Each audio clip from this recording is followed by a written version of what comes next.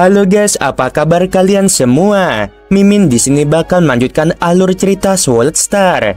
Disclaimer dulu bahwa kemungkinan besar ada perbedaan antara novel dan versi Donghua-nya, tapi alur cerita utamanya tetap sama. Jadi tanpa ragu, Mimin akan membawakan alur ceritanya. Tubuh dewa sejati yang panjangnya hampir 1 juta kilometer jatuh di tanah dan bergetar. Ekor tubuh itu menyentuh seorang prajurit di dekatnya. Semua prajurit itu berbalik, dan ketika mereka melihat tubuh dewa sejati binatang aneh itu, mereka semua berseru. Mata makhluk emas itu memancarkan cahaya keemasan, menutupi tubuh dewa sejati binatang aneh itu. Dia lalu mengangguk. Ini memang dewa sejati dari Nine Smoke. Tugasnya sudah selesai. 10.000 kredit militer diberikan. Lo Feng terkejut. Apakah dia bisa tahu bahwa mayat itu berasal dari Nine Smoke hanya dengan pemeriksaan sederhana? Tampaknya militer memang memiliki kendali yang luar biasa atas dunia jin. Sebutkan kebutuhanmu. Makhluk emas itu menatap Lo Feng. Kamu dapat menukar 10.000 poin militer dengan senjata, mesin, warisan, dan apapun yang ada dalam daftar. Jika kamu memiliki barang berharga lainnya, kamu juga dapat memberikannya kepada militer dan mendapatkan kredit militer. Berikut daftarnya. Layar cahaya raksasa muncul di depan Lo Feng setelah makhluk emas itu berhenti berbicara. Ada daftar terperinci di layar, dan Lo Feng membacanya sekilas. Aku ingin informasi dasar tentang mereka yang berada di atas dewa sejati, kata Lo Feng. Makhluk emas itu berkata, hanya ada 3 lembar materi tentang informasi dasar. Berdasarkan detail dan tingkat kerahasiaan, mereka membutuhkan kredit militer masing-masing sebesar 100, 500, dan 3.000. Lo Feng terkejut. Itu hanya informasi dasar, bahkan bukan buku panduan pelatihan. Namun itu membutuhkan begitu banyak kredit militer.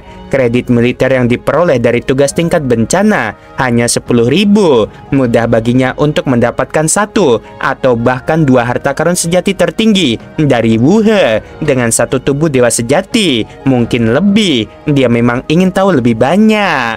Aku menginginkan kelas tertinggi, kata Lo Feng. 3.000 kredit militer telah dihabiskan, kata makhluk emas itu. Prajurit dari pasukan Sungai Piton, kamu masih memiliki 7.000 kredit militer tersisa, dan kamu hanya dapat membaca informasi rahasia di sini. Banyak teks muncul di layar di depan Lo Feng. Hanya dia yang bisa membaca kata-kata itu. Tidak ada orang lain yang bisa melihatnya. Dan dia juga tidak bisa melihat transaksi yang dilakukan oleh prajurit lain. Lo Feng berbisik dan mulai membaca. Tulisannya sangat kecil, sedangkan layar yang sangat besar ada 100 juta kata pada setiap layar. Berdasarkan informasi dasar, ada yang namanya petarung Undying, penguasa hukum atau kesatria hukum, ahli hukum atau universe master, dewa sejati ruang hampa, dan dewa sejati abadi. Ketika suatu bentuk kehidupan lahir di dunia jin, mereka semua berada pada level hampir Undying. Secara umum, setiap orang yang tumbuh menjadi dewasa bisa menjadi Undying, dan bahkan beberapa bakat bisa menjadi Undying setelah mereka lahir. Pejuang Undying, kesatria hukum, dan ahli hukum, semuanya adalah bentuk kehidupan tubuh dewa. Energi dan jejak kehidupan mereka bergantung menjadi satu. Ketika kekuatan suci dikonsumsi, jejak kehidupan juga dikonsumsi. Beberapa ras memiliki jiwa, sementara beberapa bentuk kehidupan seperti makhluk batu memiliki inti lainnya. Semuanya memiliki jejak kehidupan. Semakin banyak jejak kehidupan yang dikonsumsi, semakin besar pula kekuatannya. 50% dari tubuh dewa yang dikonsumsi akan menurunkan kekuatan seseorang hingga 90%. Itulah kelemahan dari bentuk kehidupan tubuh dewa.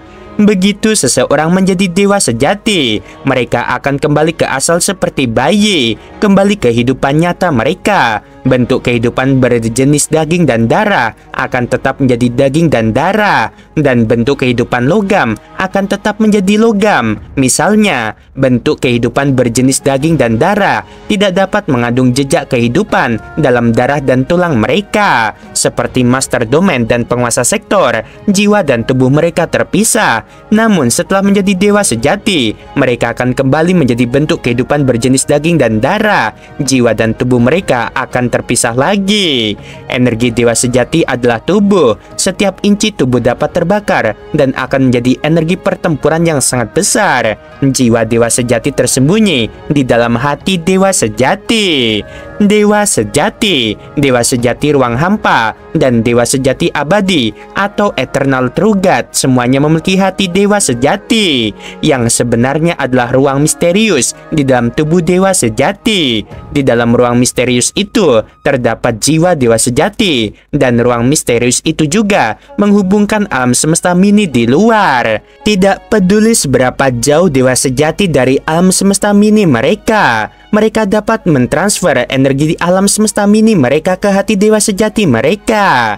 Ada 3 cara untuk menghabisi dewa sejati. Yang pertama, hancurkan tubuh dewa sejati sepenuhnya sehingga ruang misterius itu hancur dan dewa sejati itu akan mati. Yang kedua, gunakan serangan jiwa untuk menghabisi jiwa dewa sejati dan dewa sejati itu akan mati. Cara ketiga dan paling umum adalah menyerang dewa sejati menggunakan kekuatan di luar pertahanan mereka. Kemudian, gelombang kejut yang kuat akan terus merusak ruang misterius itu atau jantung dewa sejati. Begitu jantungnya hancur, dewa sejati secara alami akan mati. Seperti orang biasa yang mengenakan baju besi akan terbunuh jika dipukul oleh palu di dadanya, karena gelombang kejut akan menghancurkan jiwanya.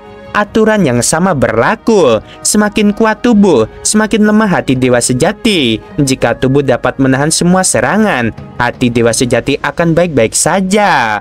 Aturan ini berlaku untuk semuanya. Begitu seseorang menjadi dewa sejati, tubuh dan jiwanya akan terpisah. Tidak peduli seberapa banyak energi yang dibakar oleh dewa sejati, itu tidak akan mempengaruhi kekuatannya, karena kekuatan ilahi tidak melibatkan jiwa.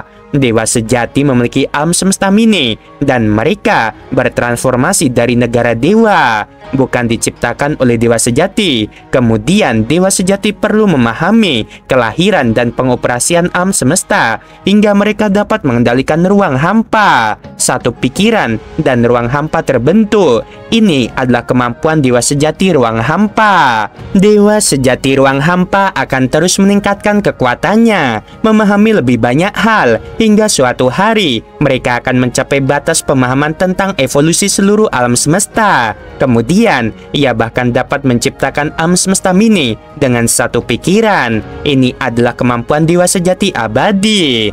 Alam semesta mini yang terbentuk dengan metode ini berbeda dengan alam semesta mini yang diciptakan oleh teknik warisan Loveng, yaitu akulah alam semesta.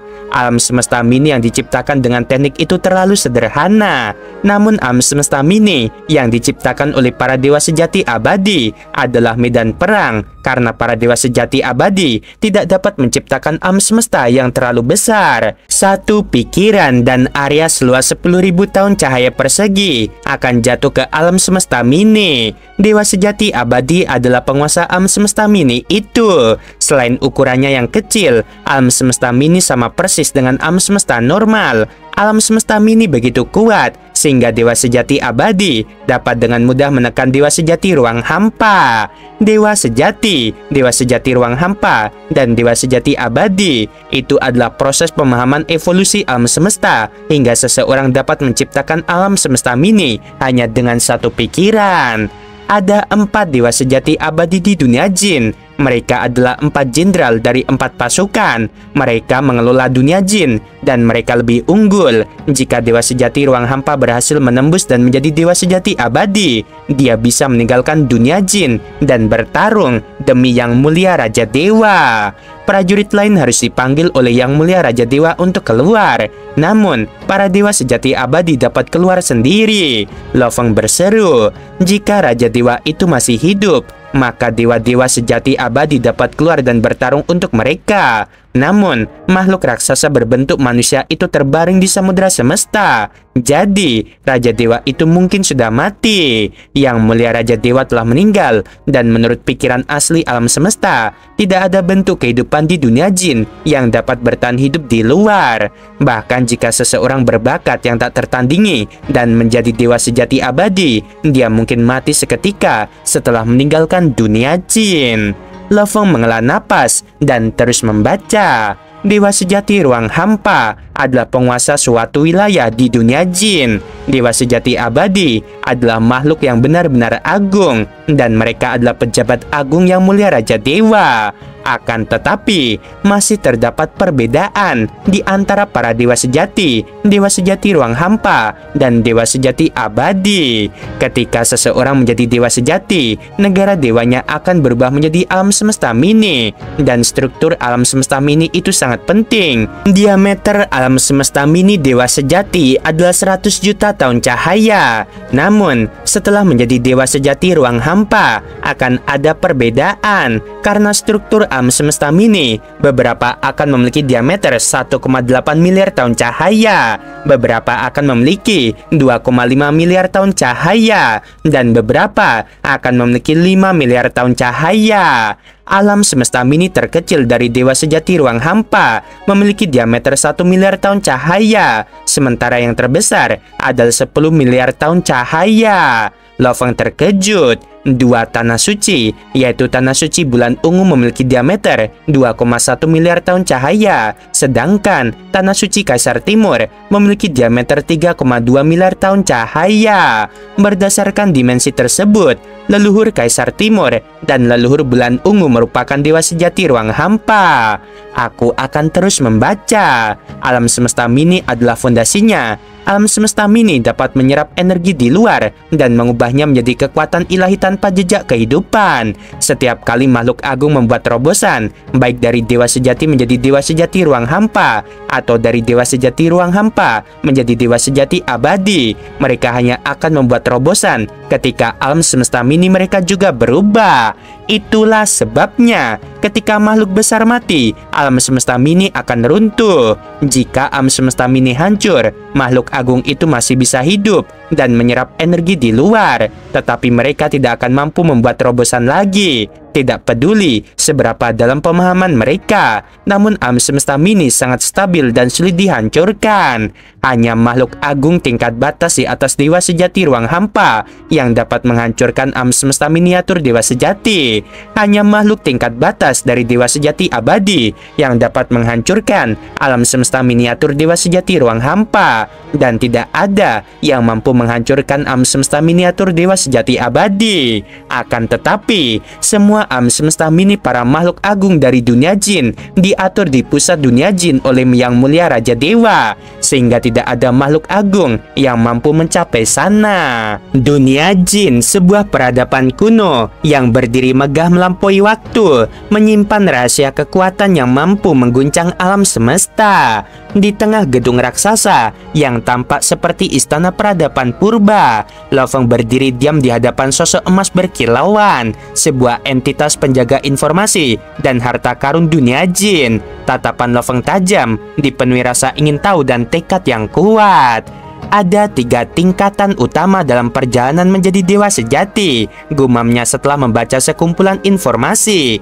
Pertama dewa sejati, lalu dewa sejati ruang hampa, dan akhirnya dewa sejati abadi. Tapi untuk naik dari satu tingkat ke tingkat lainnya, tingkat kesulitannya melonjak drastis. Sosok emas itu menatap tenang, tak bersuara, namun seolah memahami isi hati Lo Feng. 2 jalur, kata Lo Feng lagi, jalur hukum dan jalur kekuatan ilahi. Ia mengepalkan tangan. Pilihan jalur kekuatan ilahi, jalan penuh tantangan yang hanya diambil oleh segelintir makhluk agung, adalah pilihan Lo Feng. Tapi jalur ini menuntut gen kehidupan berkembang hingga 90.000 kali lipat, angka yang mengejutkan bahkan bagi para makhluk dewa. Bisakah aku mencapainya sebelum era reinkarnasi ini berakhir? Pikirnya gelisah. Kalaupun gagal, setidaknya aku harus menjadi dewa sejati. Setelah memeriksa semua catatan, Lofeng mengangkat kepalanya. Aku ingin melihat warisan yang tersedia. Silahkan, sahut sosok emas itu. Seketika layar di hadapan mereka berubah, memunculkan daftar panjang warisan dibagi dalam berbagai kategori, yaitu harta karun mesin, harta karun tempur jarak dekat, hingga teknik rahasia. Lofeng terbelalak. 1 juta kredit militer, desisnya. Terkesiap melihat harga beberapa teknik rahasia. Tahap kedua dari teknik kekuatan dewa yang menyala-nyala, bahkan butuh 1 juta kredit. Ia menggeleng-geleng, setengah tak percaya lalu berkata pelan, "Aku ingin melihat senjata baju sirah juga." Sosok emas hanya mengangguk. Layar kembali berganti, memperlihatkan senjata dan sirah tingkat dewa sejati. Beberapa item tampak mengerikan, sementara lainnya tampak elegan namun mematikan. Armor seharga 10.000 kredit, senjata dari 2.000 hingga 1.000.000, dan kapal perang yang termurah 50.000, gumam Lofeng sambil terus menggeser daftar. Ia menarik napas lega. Dengan lebih dari 300.000 kredit militer, ia masih bisa menukar beberapa harta karun tingkat tinggi. Tapi bukan itu tujuannya datang ke sini. Aku ingin melihat harta karun jenis mesin. Sosok emas itu menjawab cepat. Ini daftarnya. Hanya beberapa lusin pilihan muncul. Harta karun mesin bukan sembarangan. Semuanya untuk makhluk dengan otoritas dan kekuatan yang pantas. Lofeng mengenali satu di antaranya. Sayap awan hitam. Kapten menggunakannya dulu. Ia mengangguk perlahan. Kemampuan jebakannya luar biasa, tapi serangannya lemah. Namun tatapan Lofeng tertahan pada sebuah pedang besar Mystic Blade. Indah namun penuh aura mengancam. 320.000 kredit, desisnya. Kekuatan serangannya sangat besar, tapi konsumsi kekuatan dewa juga tinggi. Ia termenung. Pedang ini mirip dengan senjatanya sekarang, yaitu bilah hantu darah. Tapi tetap saja, ia butuh sesuatu yang bisa menjadi senjata utama. Hingga matanya tertuju pada item terakhir dalam daftar. Wuchi God, dewa mesin tak tertandingi. Gambarnya muncul perlahan. Sebuah mesin berbentuk monyet ramping dengan ekor lentur dan tubuhnya bersinar keemasan. Tak ada ornamen berlebih, hanya bentuk sempurna yang menandakan kekuatan yang luar biasa. Wuchi God, mesin tingkat dewa sejati unik. Harga 30 juta kredit militer. Hanya dapat ditukar oleh dewa sejati atau ahli hukum yang menerima segel jin. Kekuatan serangan luar biasa, pertahanan yang tidak bisa ditembus bahkan oleh dewa sejati abadi, kecepatan menghindar yang luar biasa. Tapi ada satu kelemahan, tubuh dewa biasa bisa lenyap hanya karena mencoba mengendalikannya. Dewa Wuchi, bisik Lofeng, karya Raja Dewa sendiri, dan belum pernah ada satupun makhluk agung yang berhasil menukarnya. Itu berarti tidak hanya langka tapi mungkin mustahil. Ia menatap sosok emas itu. Aku ingin tahu tentang penerima segel, apa sebenarnya artinya. Informasi itu membutuhkan 500 kredit militer, jawab sosok emas dengan tenang. Lofeng ragu sejenak lalu mengangguk. Baik, bayar saja. Teks berubah, memperlihatkan gulungan bercahaya. Segel adalah simbol kemuliaan tertinggi. Makhluk agung yang mencapai kesempurnaan mutlak akan dianugerahi segel dengan karakter jin. Hanya 4 jenderal utama dunia jin yang memiliki segel ini. Jumlah yang menerima segel di antara dewa sejati tidak ada. Sejak penciptaan dewa sejati Wuchi, hingga sekarang belum ada yang berhasil. Lofeng menggigit bibir. Jadi, hanya dewa sejati abadi yang luar biasa atau makhluk dengan kekuatan melampaui segala batas yang bisa menerima segel. Sosok emas hanya diam. Lofeng menunduk sejenak lalu berkata lirih, "Baiklah, mungkin saat ini aku belum layak untuk dewa Wuchi, tapi suatu hari nanti." Ia menatap lurus ke depan penuh tekad. Suatu hari nanti aku akan memiliki kekuatan itu. Setelah Dewa Wuchi diciptakan oleh Yang Mulia Raja Dewa, satu kenyataan tak terbantahkan terbentuk di dunia jin. Tidak ada lagi dewa sejati yang bisa disegel. Bahkan para ahli hukum yang merupakan fondasi kekuatan militer dunia jin, belum pernah ada satupun yang berhasil mencapai penyegelan. Namun bila seseorang berhasil disegel sebagai makhluk agung, statusnya akan berubah secara drastis. Mereka yang disegel akan dekat dengan keempat jenderal besar dan menerima berkah luar biasa seperti Dewa Wuchi, ujar makhluk emas bersinar yang berdiri di hadapan Lofeng. Lo Feng menyimak, keningnya berkerut saat membaca lembar demi lembar informasi. Mencoba disegel. Apakah itu mungkin, gumam Lo Feng? Ia mengangkat kepala dan memandang makhluk emas itu. Apakah ada tugas yang bisa membantuku disegel? Makhluk emas menatapnya dingin. Ada. Tugas apa? Lo Feng bertanya tegas, matanya membara oleh tekad. Sebagai ahli hukum dari pasukan Sungai Piton, hanya ada dua cara agar kau bisa disegel, jawab makhluk emas itu. Lo Feng menelan ludah, fokus penuh. Ini adalah ambisi yang ia kejar, sebuah langkah besar yang bisa membawanya melampaui batas semua makhluk agung lainnya. Jalan pertama, ujar makhluk emas, mengharuskanmu memenuhi dua syarat yang sangat berat. Pertama, kau harus menempuh jalur kekuatan ilahi dan mencapai 90.000 kali tingkat gen kehidupan. Namun jangan langsung menjadi dewa sejati. Biarkan keempat jenderal menguji kekuatanmu terlebih dahulu. Kedua, kau harus menyelesaikan 10.081 permainan dalam game Kaisar Bada.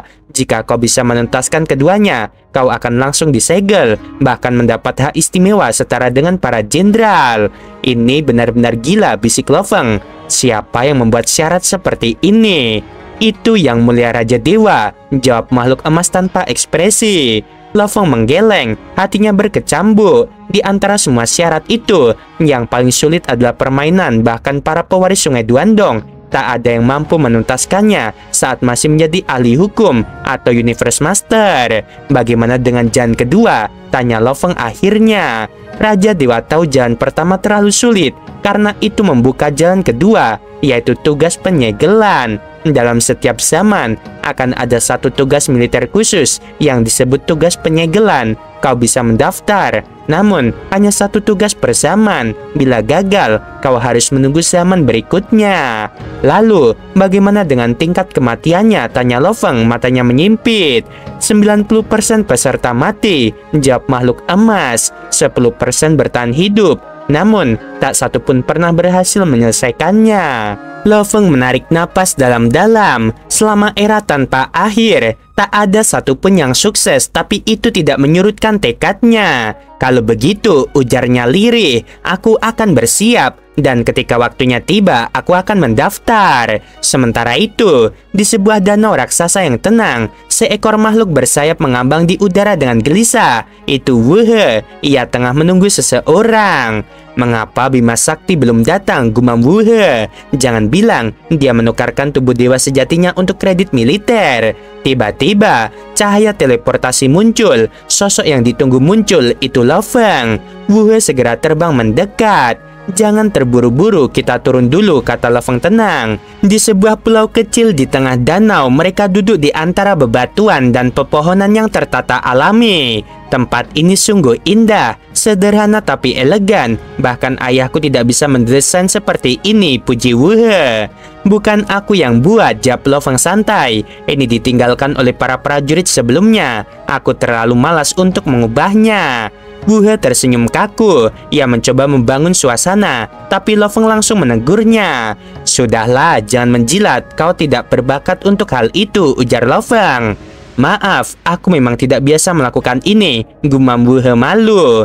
Tenang saja, kata Lo Feng. Bagianmu sudah aku siapkan, tapi kau harus menunjukkan kesungguhanmu. Tunjukkan barang berhargamu. Wuhe mengangguk. Ia mengeluarkan satu persatu harta miliknya. Armor dewa sejati, kapal kuno, hingga senjata para ahli hukum. Namun, Lo Feng tetap tidak tertarik. Apa ini cukup? Tanya Wuhe mulai panik. Belum, kata Lo Feng dingin. Wuhe terdiam. Ia tahu Lo Feng tak akan tertarik pada barang biasa. Akhirnya dengan berat hati ia berkata, baiklah, aku memang membawa satu barang berharga dari rumah, tapi aku ingin kapalku kembali. Lo Feng tersenyum kecil. Itulah yang ia tunggu. Jika Wuhe sampai menyebut syarat, berarti barang itu lebih berharga dari semuanya yang sudah ia tunjukkan. Cepat perlihatkan, kata Lo Feng pelan, matanya berbinar. Ia tahu tawar-menawar baru saja dimulai. Oke guys, sampai sini dulu. Sebelum video berakhir, Min mau bilang sungguh membagongkan. Terima kasih.